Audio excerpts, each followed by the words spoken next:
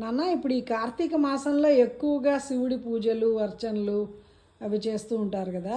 ఈ ముఖ్యమైన శైవ క్షేత్రాల గురించి చెప్తావా నాన్న? మనం దగ్గరగా కార్తీక పౌర్ణమికి దగ్గరగా వస్తూ ఉన్నాం. ఈ కార్తీక మాసం అనగానే శైవ క్షేత్రాలంతట్లో కూడా భక్తులందరూ కూడా విపరీతంగా పెడతారు. కాశీ మొదలైనటువంటి క్షేత్రాలు సరే మనకు దగ్గరలో ఉండేది శ్రీకాళహస్తి, శ్రీశైలం ఇవి ఉన్నాయి.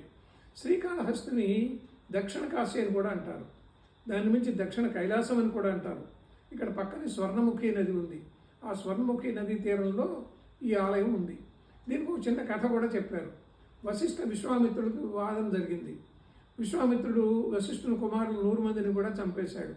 అప్పుడు ఆయన కోపం వచ్చి తపస్సు చేసుకుందాము లేదా ఆత్మహత్య చేసుకుందాము అని చెప్పి వెళుతూ ఉంటే భూదేవి ఆపి, నాయన నువ్వు శివుడి గురించి తపస్సు చెయ్యి అంటే శివుడు ప్రత్యక్షమై, నీకేం కావాలి వరం అంటే, స్వామి నువ్వు ఇక్కడే ప్రత్యక్షంగా ఉండు అంటే కాళహస్తిలో నివాసం ఉన్నాడని అంటారు.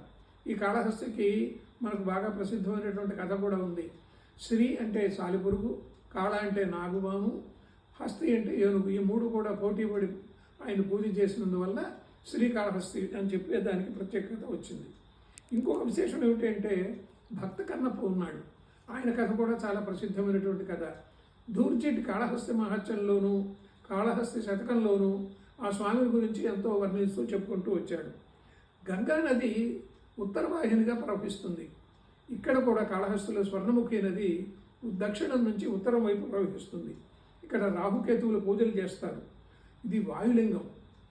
ఈ లింగాలన్నింటిలో కూడా వాయులింగానికి ఎక్కువగా ప్రశస్తం. అందుకని అక్కడ దీపం కూడా రెపరెపలాడుతూ ఉంటుంది. ఇంకొకటి, మొత్తం దేవాలయాలన్నీ గ్రహణం రోజుల్లో మూసేస్తారు. ఒక కాళహస్తిలో మాత్రం అది తెరిచే ఉంటుంది. ఇక్కడ దక్షిణామూర్తికి గురువారం అభిషేకం చేస్తారు, శనీశ్వరుడికి అభిషేకం చేస్తారు, మృత్యుంజయుడికి అభిషేకం చేస్తారు.